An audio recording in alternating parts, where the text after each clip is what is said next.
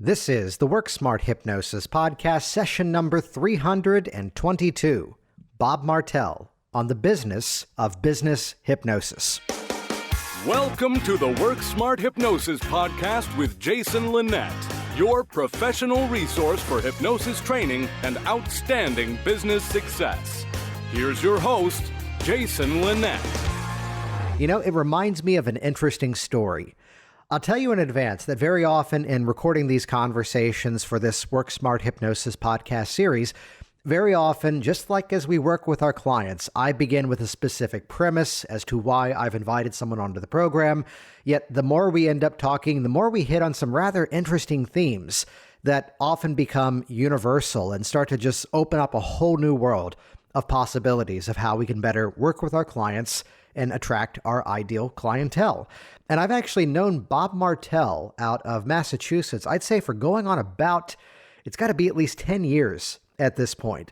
And he's someone that I knew of his background working in the Navy, working on submarines, a bit of a background working in corporate world, which he's going to talk about here in this conversation.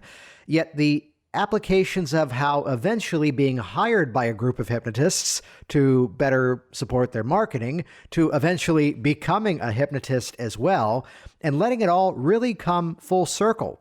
Letting it all really come full circle in terms of now how he works with people from a variety of different backgrounds, but from his knowledge of working with sales and marketing, working with a lot of people who are business owners, entrepreneurs in terms of their confidence, in terms of their own self-value, their own self-worth, and how so many elements of Bob's story kind of intertwine, and you start to see some of the through lines in terms of how we can better help our clients.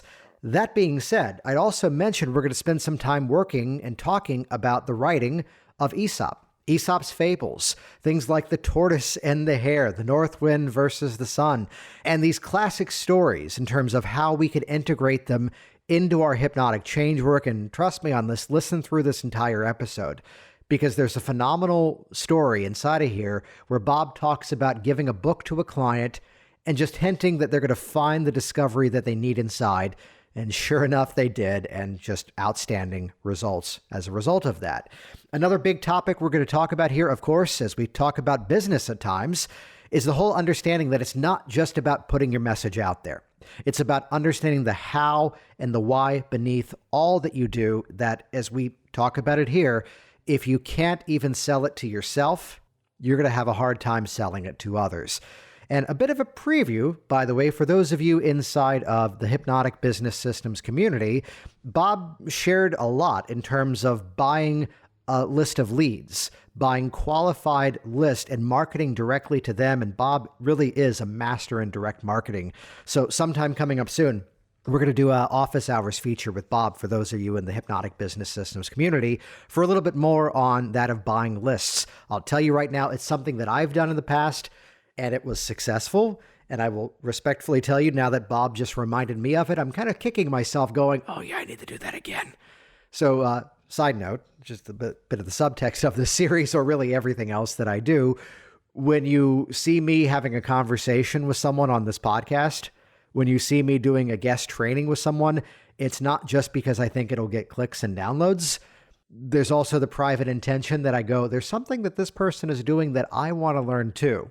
And you know, we'll just get another 1 million downloads around the world from nice folks like you as well. So take some notes on this conversation. In about 45 minutes time, we cover a lot, and I'd highly recommend head over to the show notes at worksmarthypnosis.com.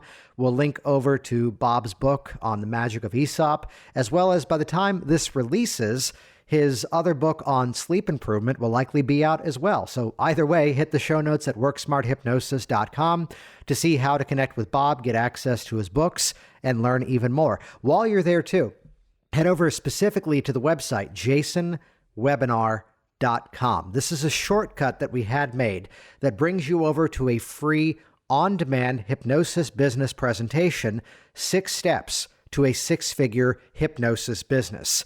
Now, very often in sales and marketing, they would say that you should, as I would put it, know the difference between show and tell.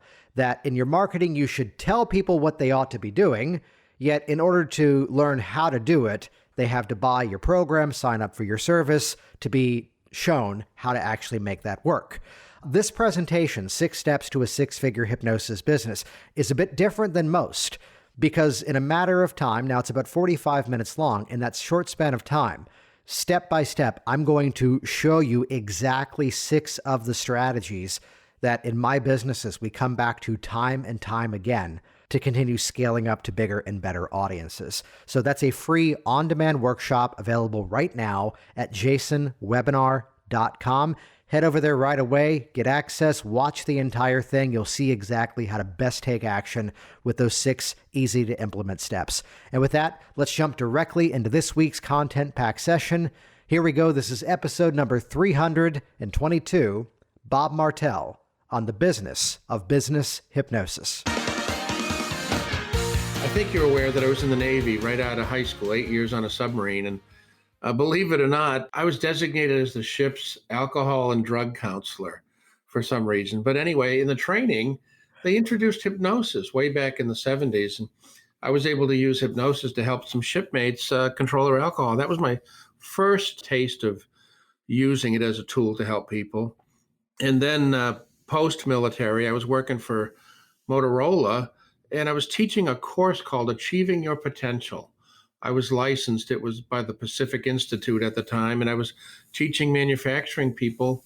The CEO believed that if people were happier, absenteeism would go down, and all kinds of other benefits would happen on the work floor. And hypnosis and self-talk and positivity was all part of that program, and that was another taste. And then back in 2006, the New England Hypnosis Organization hired me to do some PR, and then I decided to get certified and started an office and haven't looked back. And that was 2008 when I first launched my hypnosis practice.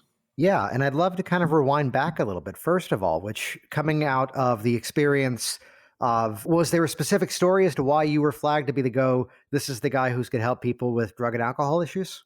I don't know. Maybe the captain thought I was drinking less than everyone else. But seriously, I had some unique responsibilities in the mission that we were on underwater. The only thing I can say is we were observing foreign navies while on training missions in the Western Pacific, and we occasionally got lost.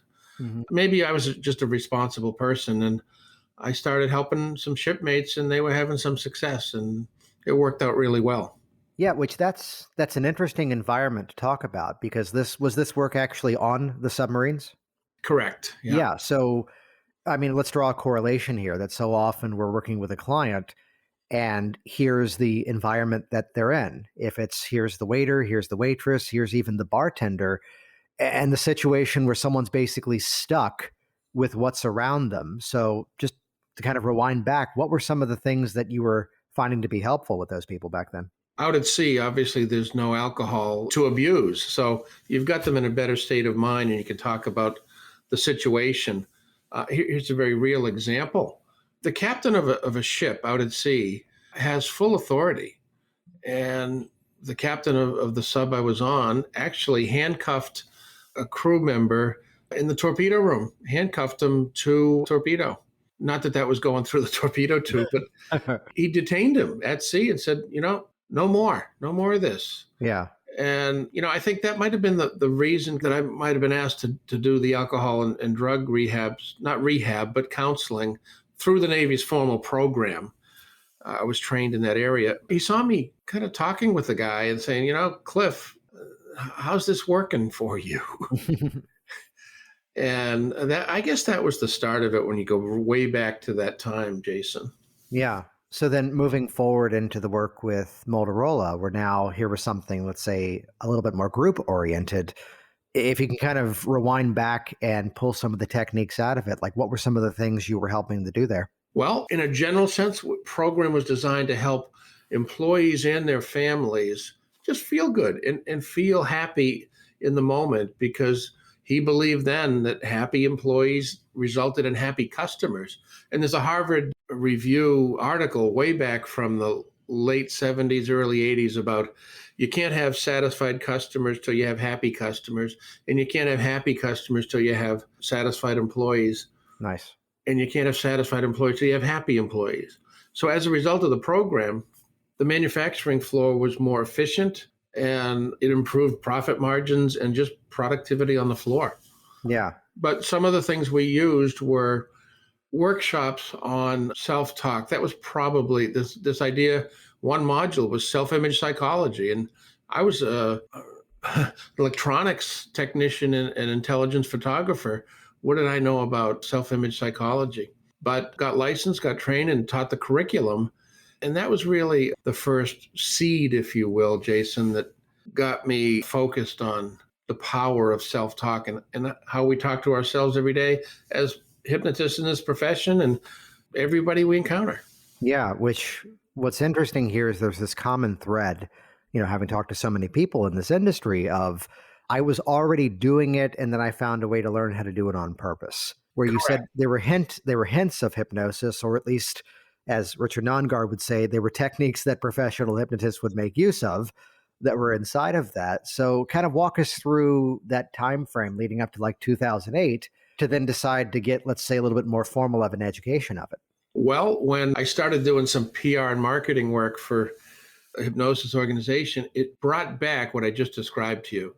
In between, I went off and had a great career in high tech sales and marketing and came back working for myself in marketing, working with that firm. And it just reconnected me with this idea that this is not anything new. Let me take it to the next step. And that's when I got started really in earnest. Yeah. So then coming from the work in terms of, let's say, corporate America, coming from the experience working in the Navy, as you got into hypnosis, was there a specific clientele that you were looking to work with? Yes, indeed. Great question. I had several years of experience as a direct marketing copywriter and marketing consultant, primarily to small businesses under 10 million in sales. And I was using these techniques with them to help move them in the direction that they agreed they needed to go. And we started looking at obstacles, and maybe I was using NLP and hypnosis without being formally trained in it. Who knows? But the end result was I would use submarines as an analogy, right? Submarines are stealth. Yeah. We would use direct marketing to do stealth work. We would focus on our unique selling proposition and taking a quote unquote deep dive into the benefits. What's the real value? And is your pricing right? Does it match the perceived value? And what are the benefits of the benefits if you can follow that? Right. Which you're hitting right now on one of my favorite topics, which is not just that of business building, but this revelation that, and you've probably seen this too, that people in business often, even in our industry go, yeah, I just need to pay for some Facebook or Google ads. Oh, I just need a new website. But none of that will have any value until they've actually done that intentional deep dive into their own strategies to understand, well, this is the value of what I do. That back to your example with Motorola, happy, staff equals happy clients. But if you can't, as I would say, if you can't sell the business to yourself, you're going to have a hard time selling it to others. That's right. A long time ago, before I entered the hypnosis profession, back in 1992, I had a client. My very first marketing client was from Tokyo. And she sent me to a program that Jay Abraham did in 1992. Imagine a hotel room with 600 people that each paid $6,000 to be there for 3 days. And it was amazing, some of the techniques that came out of that still apply to business today and to personal life today. And what he said was, imagine buying stock in yourself. Step back and look at yourself as a company. Would you invest in you based on the way you're behaving today? Nice. And what needs to change for you to become a stockholder in you, Inc.? Yeah. Oh, I love that. Yeah. And that stayed with me. Yeah. So to look at it from that perspective, I mean, that's where the same as we sit down with a client, we're eliciting their outcomes, we're finding out what they're moving towards, we're finding out what their goals are. And until we have that sort of target in terms of where we're going, it's a hard time getting them there. Is there any other stories that kind of stand out from the marketing experience, the direct response of, again, helping someone to realize what their specific positioning, their specific value was? Oh, there are many. I've worked with people in just about every industry. One was that I'd like to talk about is manufacturing. Mm-hmm. A plastics company hired me to help him second generation president of the company. His father had just passed away, and here he is, the president of the company, and he doesn't know what he's doing. He was scared. Which decisions should I make? Where am I going with the business? So we got that focused. And I said, in the conversation, what came out of it is some new product development. And I helped him come up with one by having a free-formed, open-minded mind mapping session up on a big whiteboard, if you can imagine that. And in that process, we came up with evidence bags. Let's start making evidence bags for law enforcement. Nice. And now his plant has quite a niche in that field. Mm-hmm. He didn't know how to do it. He was afraid to do it. I coaxed him and coached him and helped him see the opportunity. Everyone catch that little adjustment there, by the way? That was beautiful. Well, the old line about, can you hypnotize someone to do something they normally wouldn't do? Well, when you think about it, they normally wouldn't get up and speak in public. They normally wouldn't throw out their cigarettes and quit. So in essence, we are actually helping people to do something they normally wouldn't do. The ethical disclaimer is they've hired us to help them to do exactly that. So right. Game on. And, it worked out fabulously. And in that same company, we came up with another little segment for him. And that was printing on plastic little American flags that you see people on Memorial Day putting on sticks and putting them in cemeteries, and just they might be on a table, but little plastic American flags. And that made everybody at the company feel good. That dynamic was kind of interesting, but helping them open up their minds and their eyes so that they can see things that were right at their feet. Yeah, to use some hypnotic language here, to notice everything it is that they were not yet noticing. Correct. Yeah, and they would come in, perhaps, I'm sure, with the mindset of, we need a better marketing strategy, but it had to be this more organic approach of looking at everything to see what can we do to create the right environment, the right community, and really move things forward, right? Right. And with this particular company, he was grieving the loss of his father, the founder of the company. At the same time, he's trying to figure out how to run the company. And he had this confidence that he had some marketing and sales initiatives that he could believe in, and it gave him some comfort. So all good. Yeah.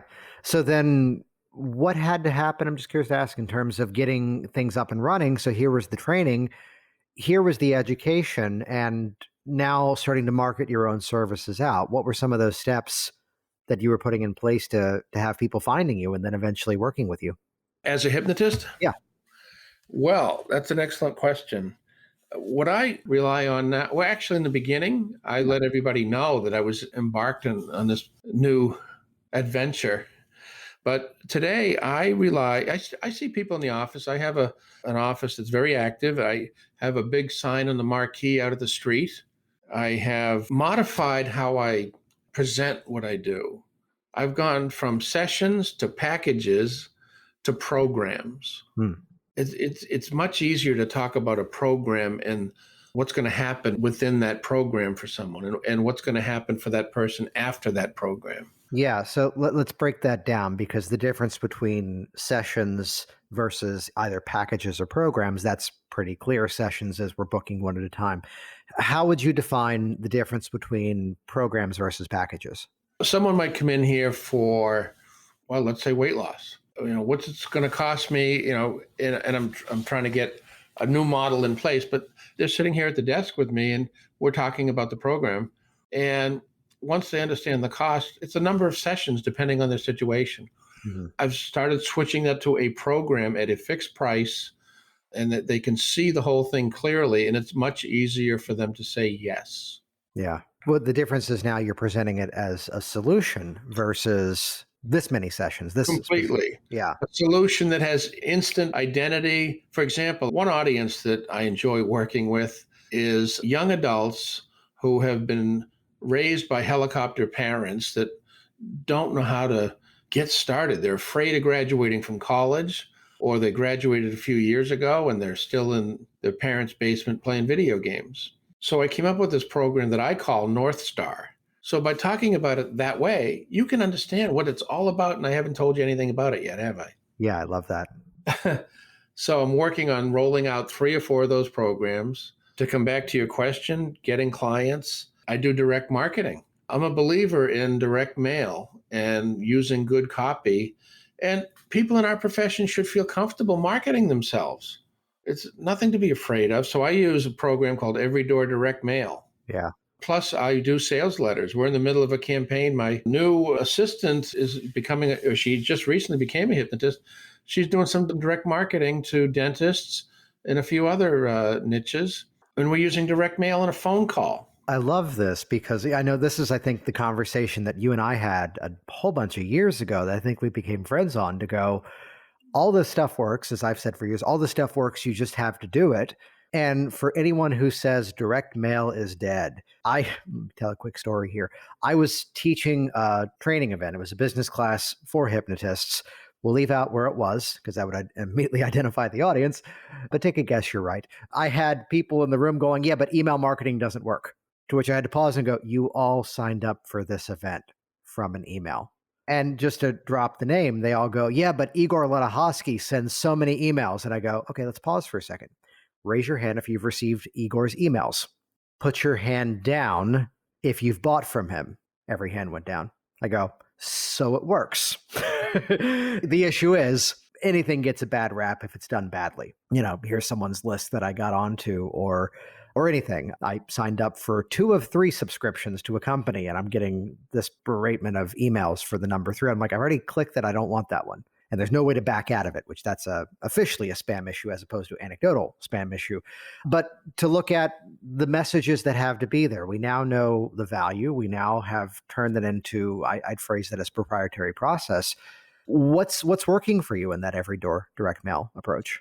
What's working is introducing myself, creating awareness, and giving them a reason to find me online. Say those points again. So they get Every Door Direct Mail postcard. So there's awareness of me. I have a few hot points. You don't know who you're going to reach with Every Door Direct Mail, as opposed to buying a list and focusing. So I have a few things. I talk about sports performance. That's good for the adults or kids in the household, perhaps. I talk about smoking. I talk about sales.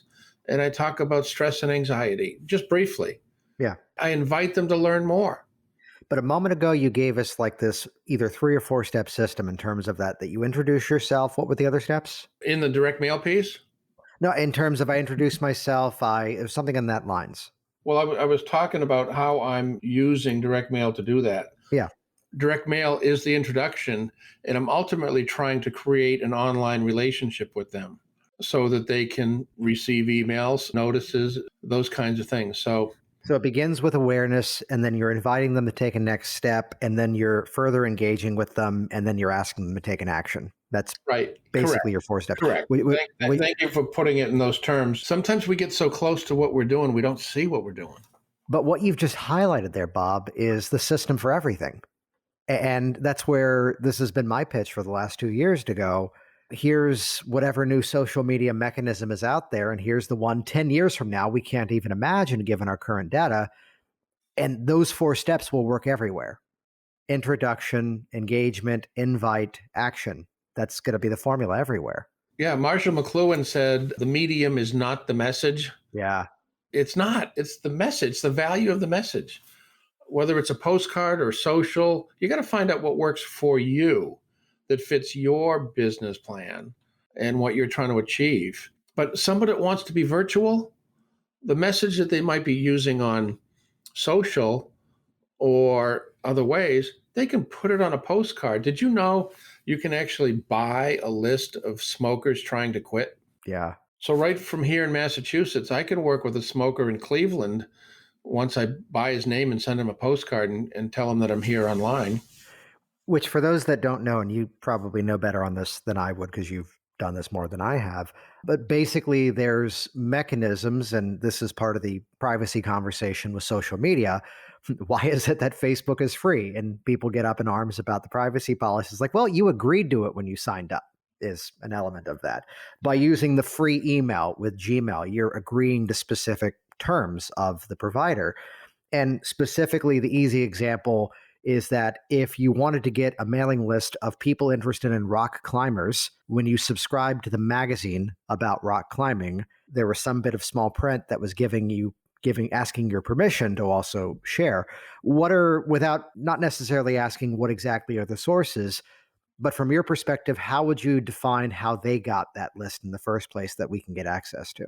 I'd be glad to share maybe in the post discussion Yeah. material that you provide. Well, you're going to be one of the hot seats now in hypnotic business systems, so we're going to talk about this more there. There are Because there I are want list, to know it. there are list brokers out there that sell data, and they make a good living selling data because guess what? Direct marketing is not dead. That's a self-limiting belief. Yeah. And the sooner hypnotists let go of that, the wealthier they're going to be. But a list broker compiles data. A list broker usually buys it from a company called Axiom, is one of them. Yep. They're probably the world's largest. And Facebook sells data to Axiom. So let's say I went on to Facebook and typed in stop smoking. Well, that information now is part of my record. Those words. Here's a guy that's searching for stopping smoking. He must be trying to quit. They can make that assumption, maybe. So they sell that data, and then it gets compiled with other data from other sources, and it builds an accurate profile of that person. Nice. But you can buy, let's say you work with kids. If you like to work with children, you can buy data for households in any zip code you want by lots of demographics and psychographics. I want to reach families that have this income level, have a house value of at least this, and they have 3.2 kids between these ages. This is hitting upon one of the ideas, and just in terms of a category, that I think a lot of people are missing out on. And this was my talk one time. I think the last time I attended the NGH conference this was part of the talk that I gave, that I used to get up and say, here's what I did my first year in hypnosis. And I did all of this without paying for advertising. And I said that, and I was wrong, because I had put in hundreds, if not thousands of hours getting out there and doing business networking, getting out there and giving live talks. And we can earn back money. We can't necessarily earn back time. And the whole concept, I heard the company Advance Your Reach talk about their definition of a dream audience. A dream audience is when you have a group of people in front of you, either in person or virtual, and that dream audience is 80% plus your ideal prospects for your business. So it doesn't matter that one time I talked to a group that was 150 people, that was actually not the audience at all for what I was looking to present. So if we can have the ability to spend some money and get our message in front of the right people at the right time, it's one of the best investments you can possibly do. I agree. And I think the focus should be solve one problem. Yeah. Every hypnotist ought to review their client notes and understand a theme to the kind of work they like to do and solve one problem. Which I know one of the problems that you work with quite a bit, and this is part of your background, so it's a natural sort of through line to this, of doing hypnosis for people that are also business clients. Could you talk about that for a bit? Absolutely. It's a great way for me to combine. I used to struggle with it internally, like I had my feet on two lily pads, Yeah. hypnosis and marketing. So now I'm on one lily pad and it feels great. But I am working with business clients, and sometimes I might use, non-business front-end offers to get them into the loop, so to speak. But I'm helping them solve the pressing issue, and then other things expand. Like when I first started my marketing consulting business, I helped people fix their Yellow Page ad, and then people would say, what else do you do? I'd say, well, let's do some direct marketing to your top customers and sell more to them, and so on and on. But so I'm just completed working with a guy that owns a residential painting company. And he had a lot of things in his way that hypnotists will recognize. He had obstacles. He couldn't delegate. He wasn't charging enough. So we got through the obstacles that allowed him to raise his prices. He raised his prices. He could afford to do his own market or do more marketing. He got better clientele, perceived value. He got to do lettering on his truck. Here's another great example. I had a gentleman come in here. This is a great example, Jason, of how A client comes into your hypnosis world for help, representing or presenting one issue, but it changes when they come here. Mhm. This guy came to me with anxiety about starting his business. He was wanting to make a change, and he didn't have that courage and confidence, so we focused on that. And he sat up in the chair when we were doing some work together, and he said, Bob, I know exactly what I need to go do. I said, what's that, Eric? He said, I need to go home and start being a better dad to my son. Nice. I have to stop waiting for my father, who's up the street in a hospital and he won't be coming out, to start being a dad to me. So he had this thing in the back of his mind that was blocking him. And now, this was 2 years ago, we've had a few sessions, but he now has a $2 million residential roofing and siding business. His son at home, who was 22, using drugs, unemployed, playing video games, no relationship with his father. His son is now the vice president of sales, driving a big, beautiful truck with lettering on it. And it's just a great story. Yeah. One more story. You've talked about the imposter syndrome. Mhm. I had a gentleman come to me. He was the chief marketing officer of a 300 employee company. This is another great story. We resolved that. He also confessed that he had a fear of flying, and we resolved that. And then he was approached by the CEO and his wife. It was a privately held company. And they said, Mark, we love what we see in you lately. We'd like to groom you to be the next CEO. I So love that. Yeah. you see how this stuff unlocks future opportunity. There's a beautiful thing inside of that, which, even to call out the main segment where I spend most of my time in business is that I change the entry point for my clients. My clients are coming in through a program which is teaching hypnotic languaging to entrepreneurs, coaches, consultants. And it's the people inside of that are then reaching out for the one-to-one help. So inside of everything, yes, we need to work on the what and the how, but also the why and the emotions beneath it. And I love particularly the story of the experience that here's the guy who came in for business and realized here's the other things I need to do right. I would even say better. Here's the things I need to do right. I need to fix the relationship with my son. Where we have that person where by accident, they came in for a confidence issue and they also dropped a lot of weight. They also changed their habits. They got better in line. The whole mindset that the way you are in one place is the way everywhere else. The Bob, you set me up for the perfect transition there. That's what we do. Well, speaking of stories, I think we need to chat about Aesop. Would love to, but See how he did that? I love it. Aesop was a great storyteller, but I want to just mention this first. Yeah. And I use stories in every client session. But you made a point that I think everyone listening, myself included, need to keep in mind. What is the entry point for accessing your programs as a professional hypnotist? And I think that it's a profound question, if I don't mind saying so. No, it's I think it's the most important question. I think we were chatting for a bit, just catching up before we hit record.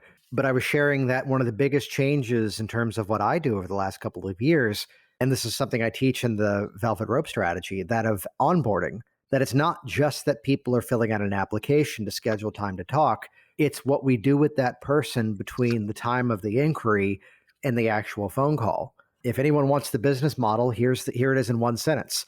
Let me send you a video to check out, which will answer most of the questions you have, plus the ones you haven't yet thought to ask. That sentence. But changing that entry into something changes everything. It does. And it's got my mind clicking away as we have this conversation. Yeah.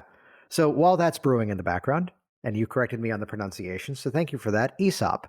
There was a fascination that you had, which we'll talk about the book here in a bit, I'm sure, but for those that need an introduction just to the whole category, could you share what we should know first of all in terms of who Aesop was and what the stories stand for? Well, most of us are familiar with Aesop's fables, which we believe are children's stories. And they morphed into children's stories primarily by writers and storytellers in good old jolly England in the 17th, 18th century. Aesop lived 600 years before Christ, and Aesop was a slave, and Aesop told stories to help his own cause in life. And he ultimately used fables to win his freedom. And I'm shortening the story here for our conversation now, but ultimately the people of Delphi didn't like Aesop because he was smarter than all of them, and they threw him over a cliff. And that was the end of Aesop, but Aesop lives. His stories, we all know the tortoise and the hare and some of the others and the moral that we extract from that. But the beauty of a fable is it's short, it's attention getting, and it has a message that might resonate without putting it in your face. You take the message from it. Yeah. My motivation for writing the book is I'm always giving books to clients. And as you know, Jason, I give away your book to my clients, and it helps me get business. So thank Bob, you. in the process of moving, we will have amassed more addresses in the course of 1 year than I've had in most of my life. And I just went through my Amazon, and it's okay. We need to delete the office address from the shipping. We need to delete the home address. There was a temporary rental in Springfield while we were selling our home, so now deleted that address. So Bob, as of right now, you're one of the only 2 addresses still in my Amazon account for that reason. So thank you Great, for great. So that. again, thank you for writing that book because I profit from that experience. Thank you. But back to Aesop and the magic of Aesop, which is the name of the book. The motivation was this. I had a woman come in here, marketing executive. So here's an example of a business person coming in but needing help. She wasn't heavy, but she wanted to end her sugar addiction. And boy, was she being stubborn about it. There was a part of her that wouldn't let it go. She was drinking 12 cans of Coca-Cola every day. So at the end of the 3rd session, I handed her a book called Aesop's Fables, children's illustration of, top 20 or something. I said, I want you to take this home and just read them. I said, one of them will resonate with your subconscious mind and you will instantly let go of sugar. I said, I don't know which story will relate to you. I love this. Right? I said, I don't know. And you don't even have to tell me which one, because you might not know yourself. But your mind is going to take from one of those fables that you read to yourself the message that it needs to have success with this. And bingo, she calls me up. She goes, it worked. And I said, I know.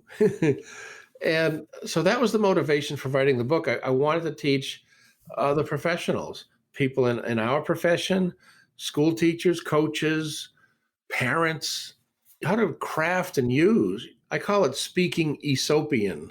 Nice. Being able to use fables. Isn't it nice to be able to bring the giants into your client sessions? Because we stand on the shoulders of giants. Well, even to quote Karen Hand's phrase on this, that we don't have to be the wizard. And the beauty of, I call it the indirect riding the fence suggestion, as to the moment of going, and perhaps you've already figured out exactly why I had you read that story, though other parts of your mind have already figured out exactly why. Right. And it's where we're not directly saying, I learned metaphor at one point by going, don't make it too linear. Okay, now the story of the alligator, that was actually you. No, don't do that. Reminds me of an alligator who was trying to quit smoking. But no, you idiot, I know you're talking about me. So in the book, I talk about hacking the fables to make them suit your client. Don't make me Google fablehacking.com and see if that's available. Yeah. Well, you might have to go back and read my book again, Jason. I know, yeah. I did. It's been a while. Yeah, I know.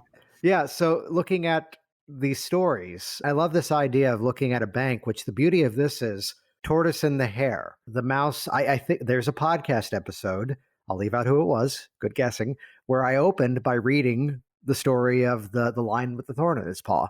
And these are universal. Well, my editors were going, we can't believe you're having this person on your podcast. And I go, listen to the intro. And they go, that was great.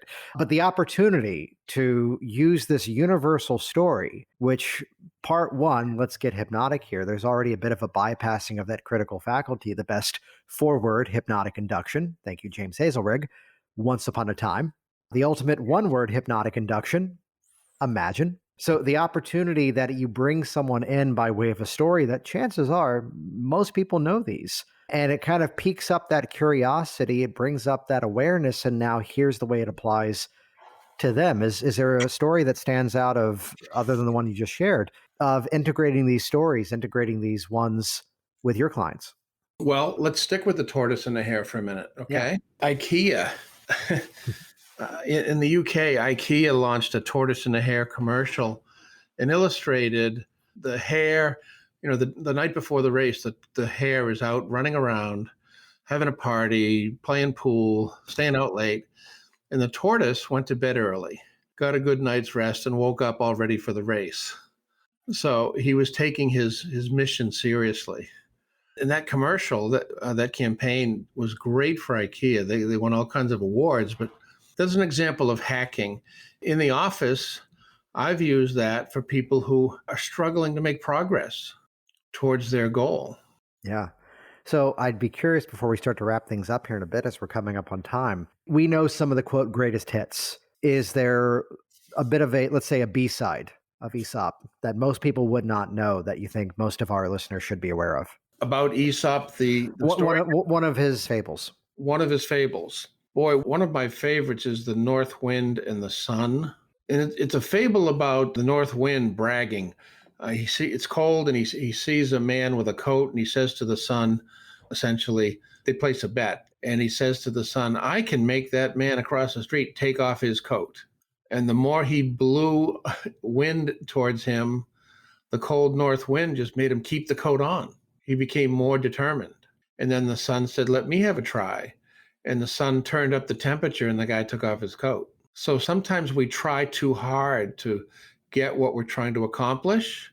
And, when we do that, like whether it's helping someone stop smoking or help someone do anything else, if they're trying too hard, they might be chasing it away. And perhaps everybody has figured out exactly why Bob has told this story today, especially on an episode titled The Business of Business Hypnosis. Nicely done. Where can people find out more from you? How can they get in touch with you? Well, the best place is to go to bobmartel.com, or you can send an email to me, bob@bobmartel, or go to my official practice website, positiveresultshypnosis.com, which is being rebranded to focus on the program approach that I mentioned to you earlier. Excellent. And I'm sure the book's on Amazon, and we're going to link to it in the show notes, but give us the title one more time so folks can find it faster. The title is The Magic of Aesop, and you'll probably be seeing another book right beside it called I Am Sleeping Now, my new book, which will be out in April of 2021. Awesome. Perfect timing for this to come out toward the end of the month in April. And this has been fantastic. I know we've been chatting for years, and it's about time. It took us 321 episodes to rev up to this one and get it right, Bob. So perfect time. Well, thank you very much. I appreciate the conversation. Yeah. Any final thoughts for the listeners out there? Well, if there's a final thought, if you're working with business people, traditional coaching takes them so far. Maybe they've had a coach or consultant working with them, but they're not making progress. Hypnosis, remember, adds that X factor of success. So they get breakthroughs in the progress that they're trying to move towards. So think about yourself as a catalyst for change and progress that they're not realizing now. That's what I would say. Jason Linett here once again, and as always, thank you so much for interacting in the free public Work Smart Hypnosis community. We'll link to that in the show notes over at worksmarthypnosis.com. We've got more than 1,000 members from all around the world keeping a daily conversation going, advancing this profession of professional hypnotists. While you're there too, I'll make this easy. Go buy Bob's books. Really, they're that good. Go get his books. Phenomenal content from a guy who clearly is a worker, clearly is a thinker, and really ought to be a much bigger voice in this industry. I learn something every time I talk to Bob, so connect with him. Check out his books. We'll link to them in the show notes. And once again, check out jasonwebinar.com, and that'll bring you over to a sign-up page to get instant on-demand access to that free presentation, 6 Steps to a Six-Figure Hypnosis Business. As we like to say inside of Hypnotic Business Systems, guessing sucks. Here's what's actually working right now. Ain't nobody got time for pipe dreams and theory. Here is the actual work of things that not only have I made work in my business, but thousands of other practitioners all around the world. As Bob says, his phrasing around, as I would say, that it's not the platform, it's the strategy. It's not the magic of the medium. There we go. It's instead what you do with it. So follow these 6 steps and get even more once you see how. Head over there to jasonwebinar.com. WorkSmartHypnosis.com. See you soon. Thanks for listening to the Work Smart Hypnosis podcast at WorkSmartHypnosis.com.